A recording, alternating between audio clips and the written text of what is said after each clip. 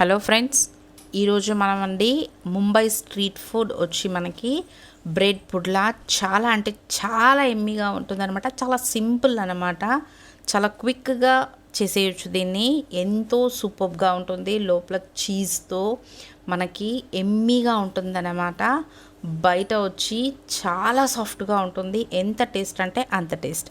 మరి దీన్ని ఇప్పుడు ఎలా చేయాలని లెట్ స్టార్ట్. ఒక బౌల్ పెట్టేసుకొని దాంట్లో ఒక కప్ ఆఫ్ శనగపిండి వేసుకోండి. దాంట్లో కాస్త పసుపు, ఒక 1 టేబుల్ స్పూన్ ఆఫ్ చిల్లీ పౌడర్ని యాడ్ చేసుకోండి.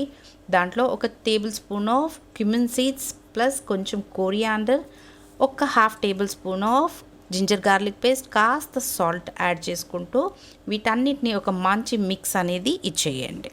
ఇప్పుడు కాస్త వాటర్ యాడ్ చేస్తూ దీన్ని దోశ బ్యాటర్ లాగా రెడీ చేసుకోండి. దోశ బ్యాటర్ కన్నా ఇంకాస్త పల్చగా ఉండాలన్నమాట.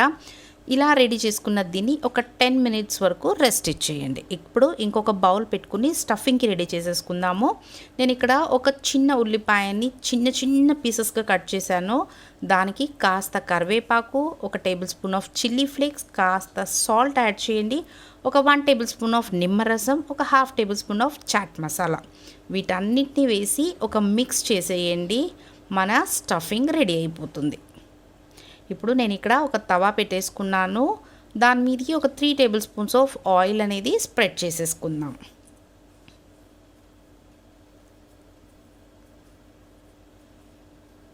చూడండి, ఇప్పుడు మన మిక్చర్ ఉంది కదా, ఆ దాంట్లో ఒక బ్రెడ్ పీస్ని అలా డిప్ చేయండి.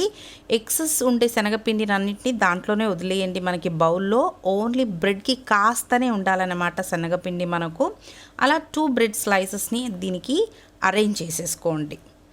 ఫ్లేమ్ వచ్చి మనకు బాగా మీడియంగా పెట్టుకోండి, ఎందుకంటే శనగపిండి కాబట్టి మాడిపోయే ఛాన్సెస్ ఎక్కువ ఉంటాయి. ఇప్పుడు దీని మీదకి మన స్టఫింగ్ని అలా స్ప్రెడ్ చేసేసుకోండి.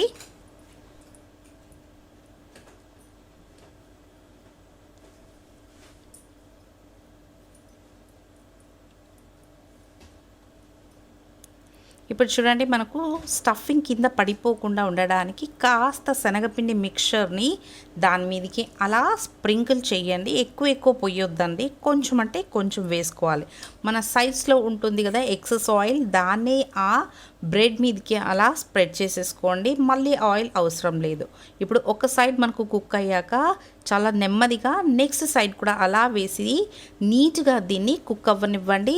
ఫ్లేమ్ వచ్చి మనకు మీడియంలోనే ఉండాలి. ఇప్పుడు చూడండి, నేను ఇక్కడ స్ప్రెడ్ చీజ్ని పెట్టేసుకుంటున్నాను. మీ ఇష్టం, మీకు కావాలంటే మీరు గ్రేటెడ్ చీజ్నైనా ఇక్కడ యూస్ చేయొచ్చు. ఒక 2 మినిట్స్ మనకు అలా పెట్టామంటే చీజ్ అంతా బ్రెడ్కి స్ప్రెడ్ అవుతుంది. అలా మధ్యలోకి ఒక కట్ ఇచ్చి దీనికి ఒక ఫోల్డ్ అనేది ఇచ్చుకోండి. చాలా సాఫ్ట్గా చేసుకోండి. ఎలా కావాలో అలా చేసామంటే విరిగిపోతాయి అన్నమాట. చూడండి, చాలా సింపుల్ కదా, ఎమ్మీగా ఉండే మన బ్రెడ్ పుడ్లా రెడీ అయిపోయింది. నచ్చిందా మీకు కూడా? అయితే మీరు కూడా ఒక్కసారి తప్పకుండా ట్రై చేయండి. మీకు ఎలా వచ్చిందన్న కమెంట్లో తెలపండి. నా ఛానల్ని సబ్స్క్రైబ్ చేసుకోండి. This is learn is with Geetha. Thank you for watching.